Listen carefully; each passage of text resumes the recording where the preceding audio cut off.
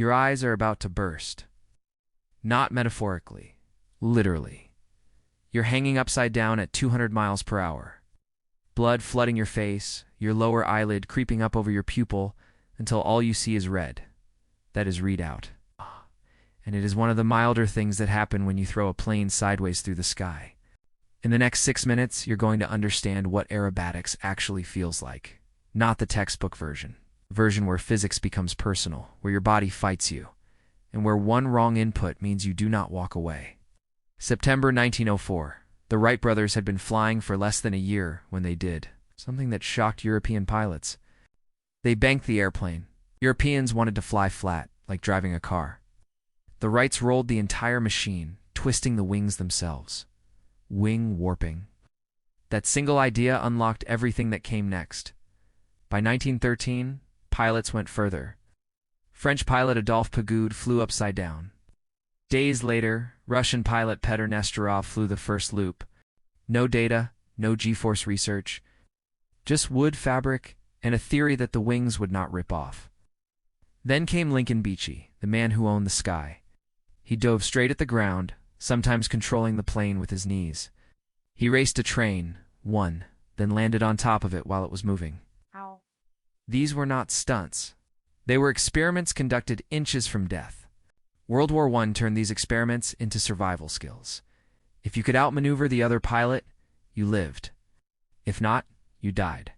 Aerobatics stopped being entertainment and became combat. Now let's go inside the maneuvers. The loop starts level. You pull back hard. The nose rises. Sky fills your view. Keep pulling and you're inverted, hanging in your straps, watching the ground where the sky should be. You are pulling for G's. If you weigh 180 pounds, your body now weighs over 700. Your arms feel like concrete. A barrel roll is a corkscrew through the sky, a loop and a roll blended together. The G-force creates an artificial down that follows the airplane.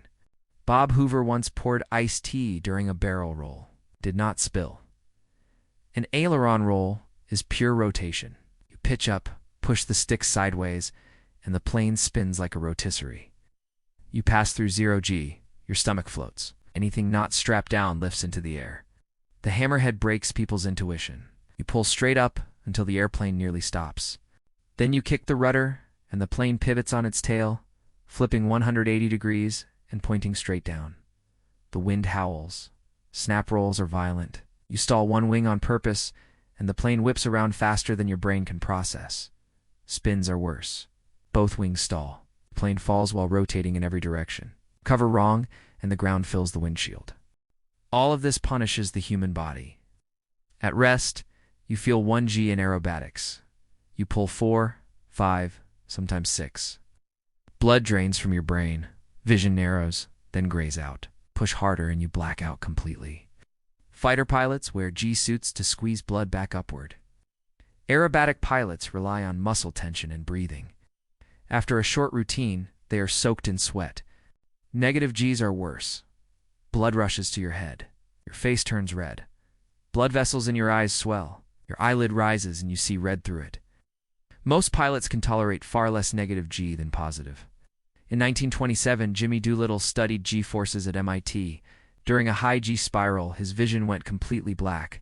He could still think, still fly, just could not see. Imagine flying blind at speed. Modern aerobatic planes are built for this. Symmetrical wings, reinforced structures, engines that deliver full power upright or inverted. They are designed to handle forces that would tear normal airplanes apart. Competition aerobatics follows the Aresti system, essentially sheet music for the sky. From simple loops to unlimited level maneuvers where the airplane tumbles around all 3 axes at once. It looks like chaos. It is carefully controlled. Aerobatics also saves lives. Airline pilots train in upset recovery because if a large jet rolls inverted due to turbulence or failure, muscle memory matters. That training can save hundreds of people in one moment. Airshow pilots fly low, fast, with no margin for error. One misjudgment, and there is no recovery. The future is changing too. Electric aircraft are entering aerobatics. Electric motors do not care if they are upside down. Power is instant. Limits are shifting again. So when you watch a plane carve impossible shapes through the sky, remember this. Every roll and loop represents more than skill. It represents a century of pilots pushing boundaries, sometimes too far. From the Wright brothers banking a fragile flyer to modern pilots pulling 9Gs in machines built for punishment, aerobatics is not just flying. It is a three-dimensional fight against gravity, inertia, and your own biology. That is aerobatics.